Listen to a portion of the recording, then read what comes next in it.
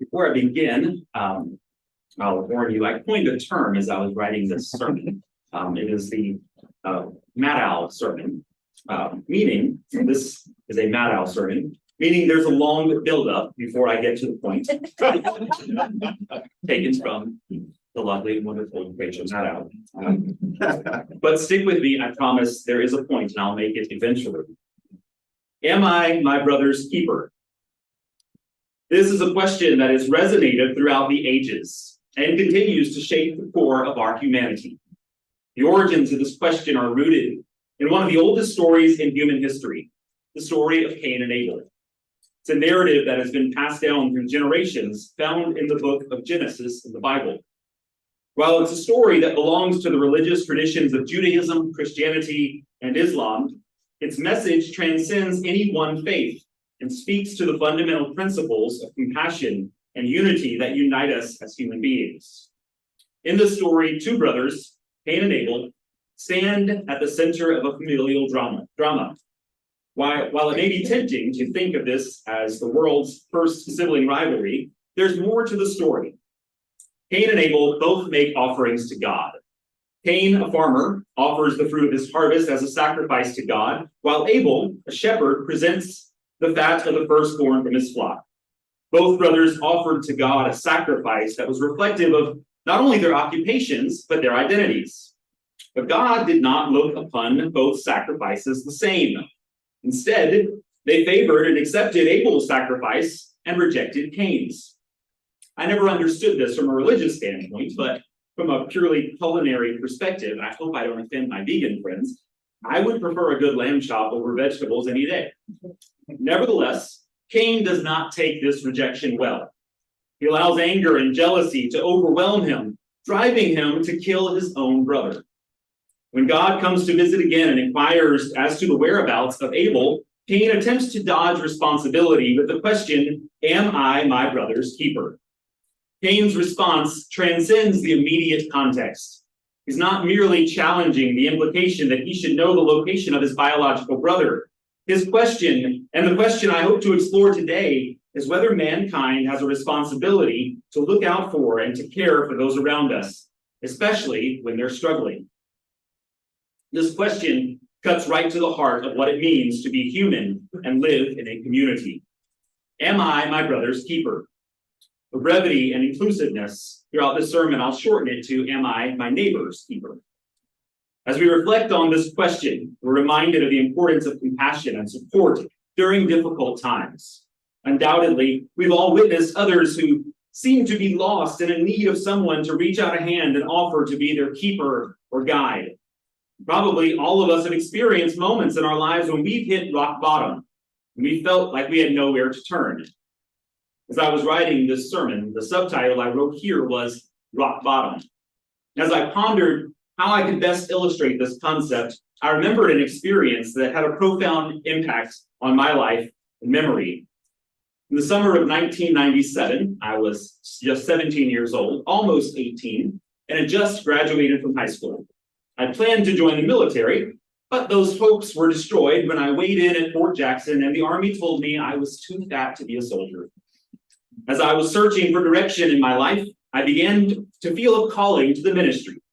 But this wasn't something I could enter into lightly. I needed to be certain. So I went to a minister from my church to seek advice, who advised me to lay down a fleece. If you're not familiar with this phrase, it's inspired from the Bible story involving Gideon. Gideon, being uncertain of his calling, asked God to give him a specific sign. Laying a fleece of wool on the ground, Gideon asked God to confirm his calling by making the fleece wet with dew while keeping the ground dry around it, and then to reverse it, making the ground wet with dew while making with the fleece dry. I didn't have any fleeces of wool lying around, so I asked God for a different sign. If I am indeed called to preach, have someone I don't know approach me and tell me. Not long after, I was sitting in the break room of Shoney's where I waited tables. A coworker I'd never met came and sat down with me. She introduced herself to me as Miss Dorothy, whose day job was to keep the breakfast buffets fresh and stocked, but she was also a preacher. After she told me about her ministry, I remarked that I was still searching for God's direction in my life. Then the dew fell upon my proverbial fleece, when she confidently proclaimed, "You're gonna preach." And for years to come, that is where I ended the story. But that's not where the story ended.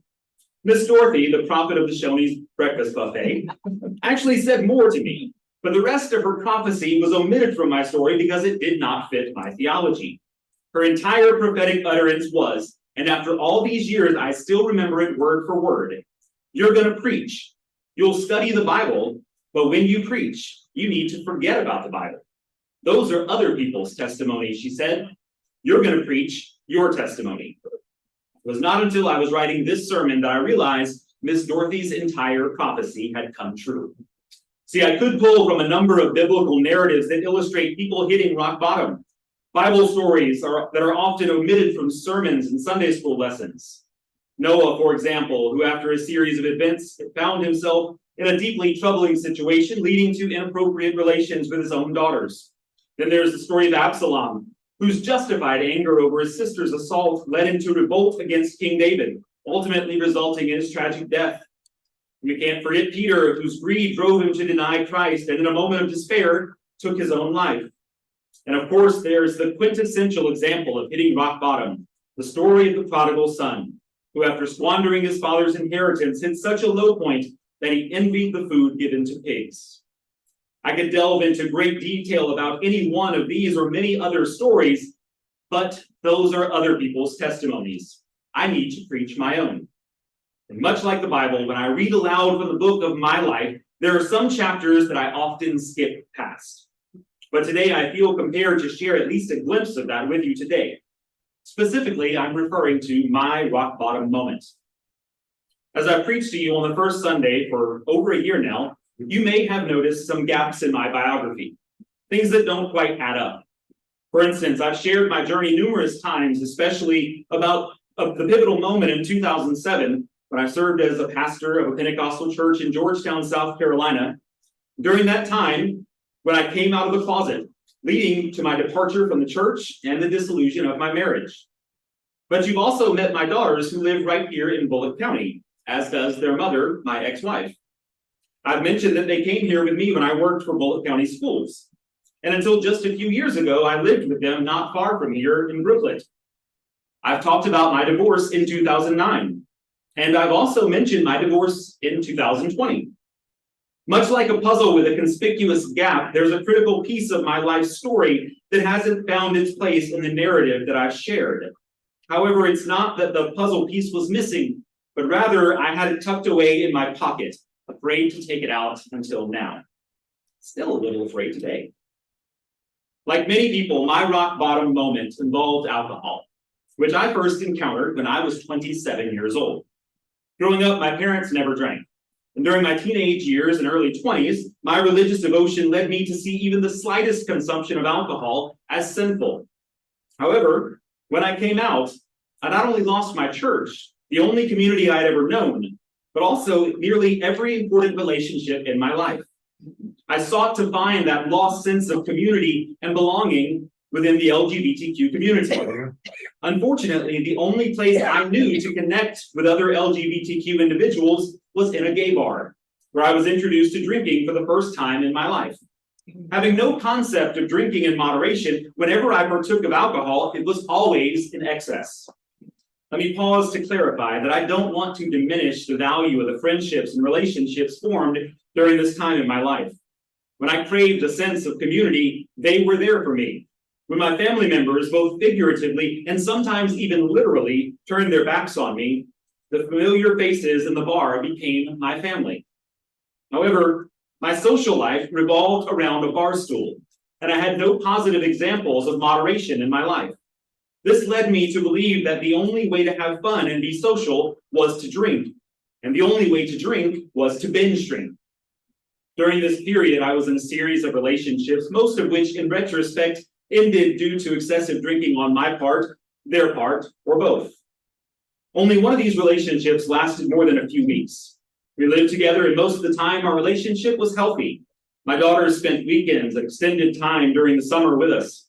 We were happy together as long as we were not drinking, which meant we were happy as long as it was not a weekend, a holiday, a birthday, or a special event of any kind. These occasions always led to the two of us fighting. Alcohol made me carefree and uninhibited, while it made him aggressive and angry. This toxic mix eventually poisoned our relationship completely, causing us to be bitter with one another, even when sober.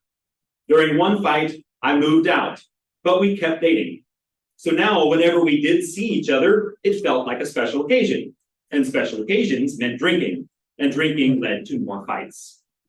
As our relationship deteriorated, I started going out alone on weekends, establishing a ritual of visiting 4 specific bars and staying out until closing time. When I returned home, I would continue drinking until I eventually passed out. However, one Saturday night in August, something went terribly wrong. I distinctly recall coming home, fixing another cocktail, making incoherent phone calls to a few friends, and then lying on my couch with my laptop, joining a chat room, and getting ready to pass out. The rest is a blur. I don't remember driving, but I vaguely recall finding myself in a hotel room in Bluffton with someone I'd apparently met in the chat room. Then it felt like I blinked. And when I opened my eyes, I was on the side of a highway, my empty gas tank probably saving my life. While walking down a seemingly familiar highway, a kind elderly couple stopped to help me. It was around 10 o'clock on Sunday morning. When they mentioned my location, it all clicked, and I realized why the highway felt so familiar. Through tearful sobs, I asked the couple to take me to my church. For years, my life had been in a tailspin. Finally, I had hit rock bottom. Feeling I had nowhere else to turn, I went to the one place that had always been familiar to me. When my good Samaritans arrived at Give Ann's Pentecostal Holiness Church, I saw my aunt outside and asked her to fetch my old Sunday school teacher. She came out, looked at me with pity, and embraced me. Crying uncontrollably, I managed to utter the words, "Walk with me to the altar." Re-embracing a theology I knew to be false, I blamed sin and the devil for all the dysfunction in my life. Over the next several months, I attempted to rebuild the life I once had.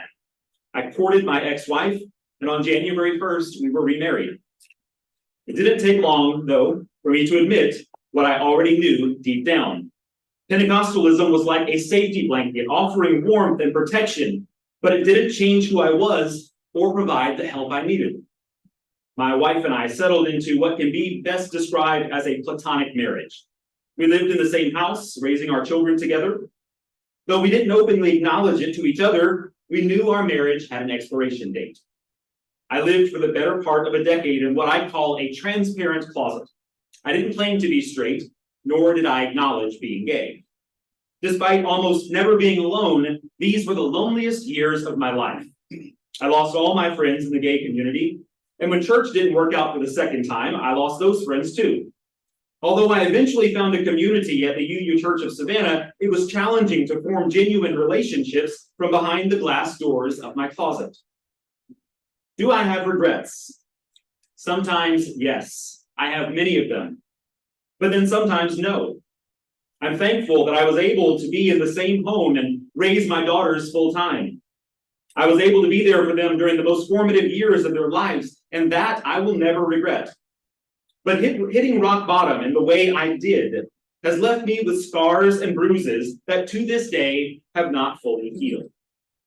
And now, on page 10 of my notes, large font though, I come to my point. All those years that my life was spinning out of control, there were people in my life who loved me, people who wanted what was best for me, and who saw the destruction I was causing myself. And although I take full responsibility for all the mistakes I've made, oh, how I wish, while I was on my way to rock bottom, someone had reached out a hand. I can only speculate as to why they did not. Maybe they were busy with their own problems or battling their own vices. Maybe they didn't want to be intrusive or didn't think it was their place to say something. Most likely, they didn't think extending a hand would do any good. Now, to be perfectly honest, I don't know that they would have been wrong. I very well may have rejected their offer of support, and the force of my dissent was probably too great for any one person to prevent me from hitting bottom. But I can't help but believe that things might have turned out differently if, when I hit the bottom, I had somewhere else to turn. Am I my neighbor's keeper? In the creation myth, God does not answer when Cain poses this question, possibly because he's asking the wrong person. This is a question that only I can answer for myself. And today, I implore each of you to take this message that I thought was going to be much longer than it's turned out to be the keeper, the friend, the support system for those who may need it. Reach out, offer a listening ear, show kindness and compassion. You never know the impact your simple gesture may have in someone's life. In the spirit of compassion and unity that transcends any one faith, let us remember the age-old question, am I my neighbor's keeper? And let our answer be a resounding yes. For in our collective commitment to caring for one another, we find the essence of our shared humanity and the strength to overcome even the deepest rock bottoms. Amen. May it be so.